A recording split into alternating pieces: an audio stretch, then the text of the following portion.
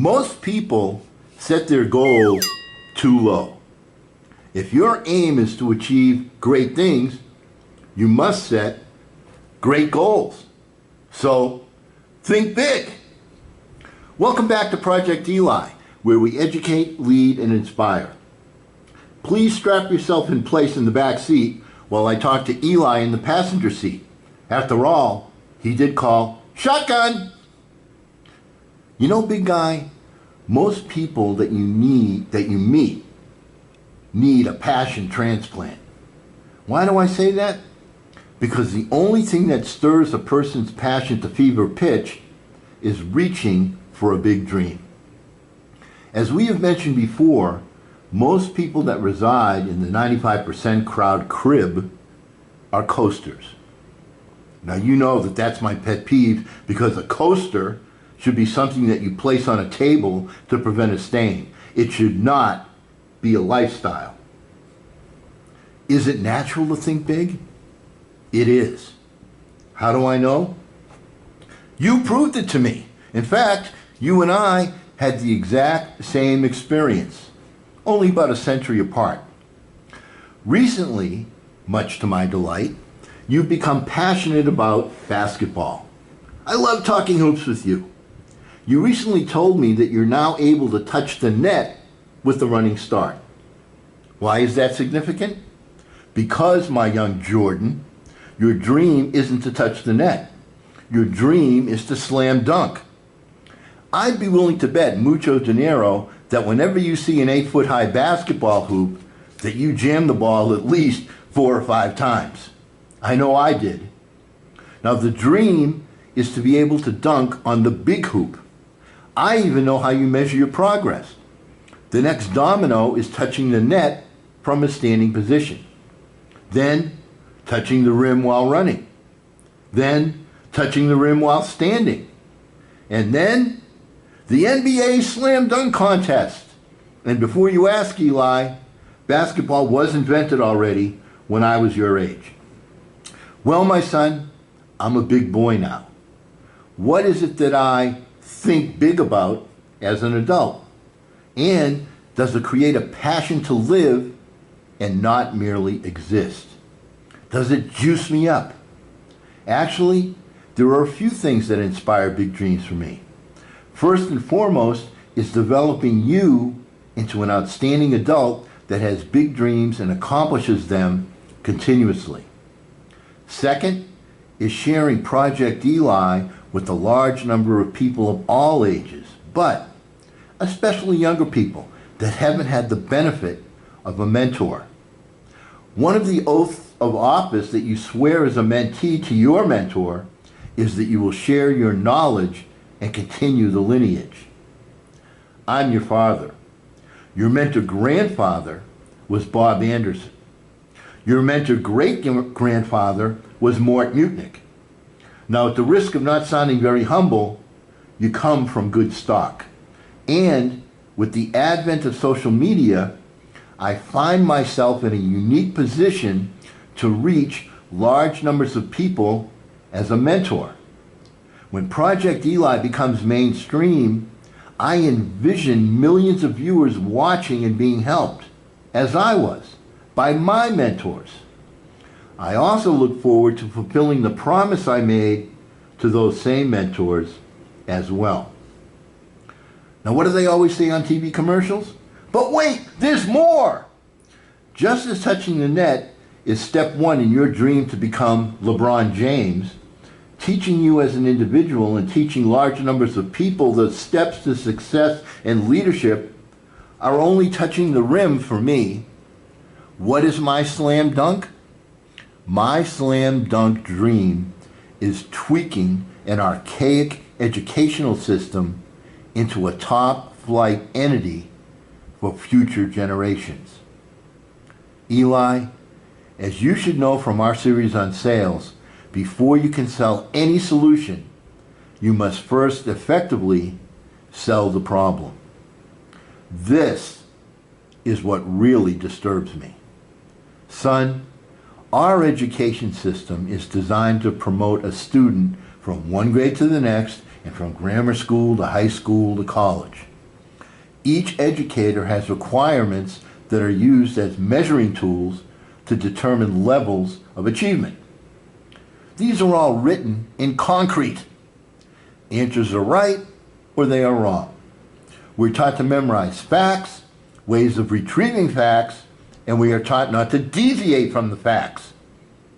The result of this system is that once you have a college degree, you still have to scour the newspaper want ads for an entry-level position.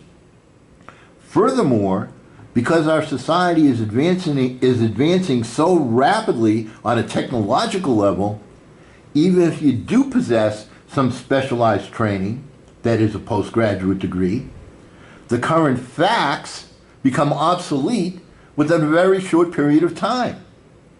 New technologies, techniques, and discoveries necessitate the need for continuing education. Now, the reason our education system is incomplete is very easy to see. Organized public education began in the early 19th century, the industrial age.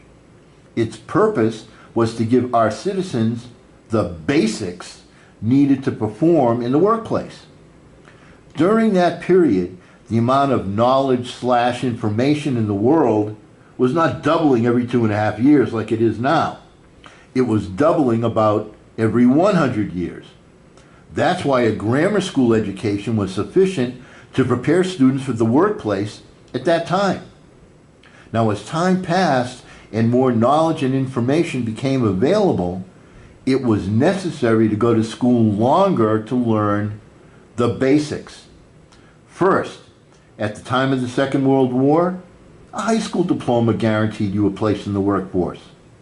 In the 1960s, more knowledge and information made a college degree necessary to achieve this end. In today's times, only those with a postgraduate degree are recruited by industry. Our new knowledge arrives more quickly than we can effectively teach it. Can you see why there's a current system? It's one of futility. Mere college graduates are entry level, and then they move back in with mom and dad, and they go back to their video games. Now, when you examine the habits of successful people, you might think that there are several different ways to reach the promised land we call success. When you speak to that successful 5%er, however, you find that they virtually have all used the same formula. Volumes have been written on this subject, beginning with the Bible and continuing to the present day. And the formula is always the same. Number one, you must have a dream and become obsessed with it. Your dream must have no limitations. The first law of the universe is order. Anything that has ever been invented started with a dream. The components of progress have always been there. A computer could have been built in the year 1 if the knowledge necessary to build it had been put in its proper order.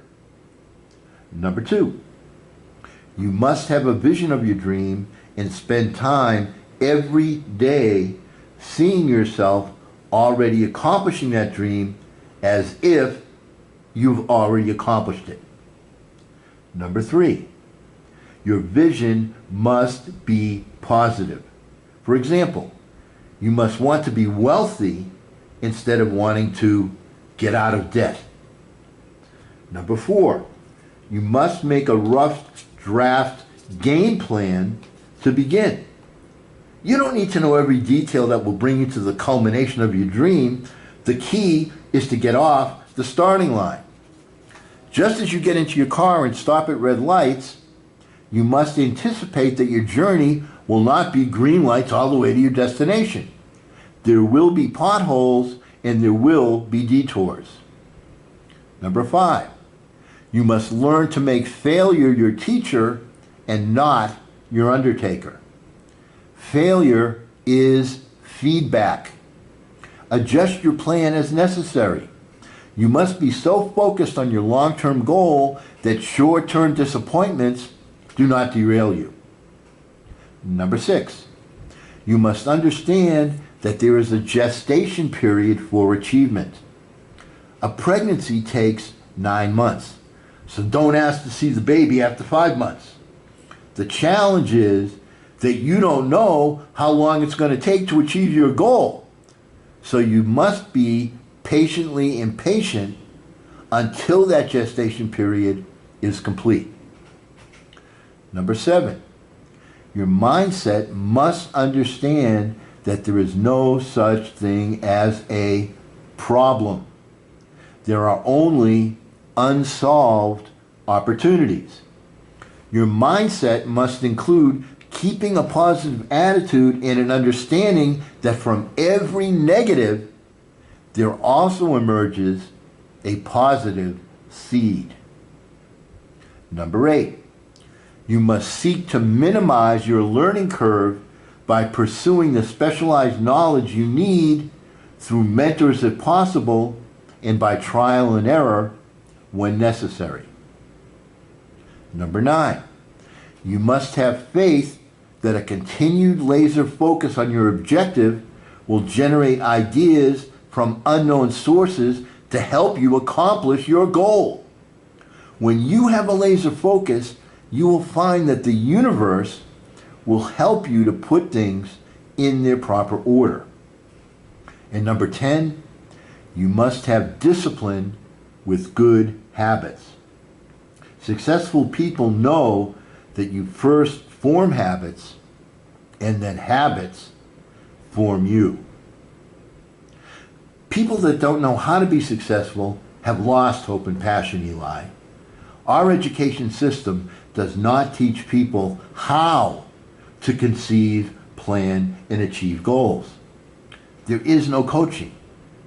Virtually all people only associate with people that think and act the same way that they think and act.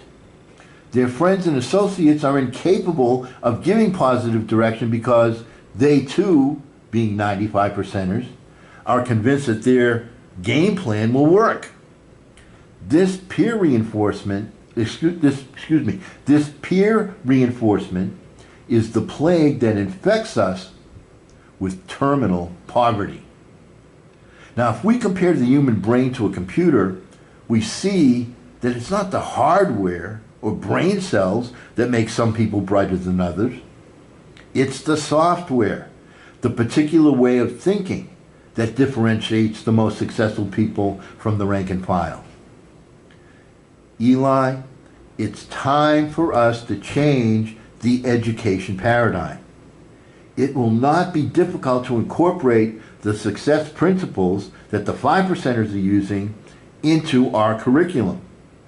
We need to change the focus of our education system from efficiency to effectiveness. Efficiency means to do whatever you're doing in a productive way. Effectiveness means to do the right thing. The key is to learn how to be effective. We must start teaching the success formula as a science and stop suggesting that it is a theory or ignoring it altogether. Effectiveness is doing what needs to be done to get the results that you want. A paradigm shift allows for new perceptions. A paradigm shift is a significant change in our understanding of something that allows us to see it in a fundamentally different way. Eli, those who make outstanding contributions to the progress of mankind are the ones who question the paradigms in their field and reshape them. Son, I am officially challenging our education paradigm. It's time that our focus changes from memorizing the species of fish and evolves to teaching our children how to fish. You can only do that by setting and accomplishing education goals that are effective and not merely efficient. Personal growth should be the new standard in education. It works. The achievers in our society, the top 5%, all concur on this point. We owe this to our children. It is our responsibility. Responsibility is not doing as we're told. That's obedience. Responsibility is doing what's right. Eli, this shift in our education paradigm is my big dream. It gives me more juice than an energy drink without the caffeine every day. Now, I'd be very interested to hear what your big dreams are. What are you thinking big about? Please leave your dreams in the comment section below. Now, on our next session, we will discuss why it is important to exercise and exorcise. Eli and I look forward to your company at that time. And speaking of time, would you please take a moment and click the like icon? And please, spread the word about Project Eli. Ask your friends to join us. Our thought for the day is, quote, believe it can be done. When you believe something can be done, really believe, your mind will find the ways to do it. Believing a solution paves the way to solution. And that quote is from David J. Schwartz, the author of The Magic of Thinking Big. And because we never end our meetings on a philosophical note, get out there, think big, and charge! I'm Eli's dad.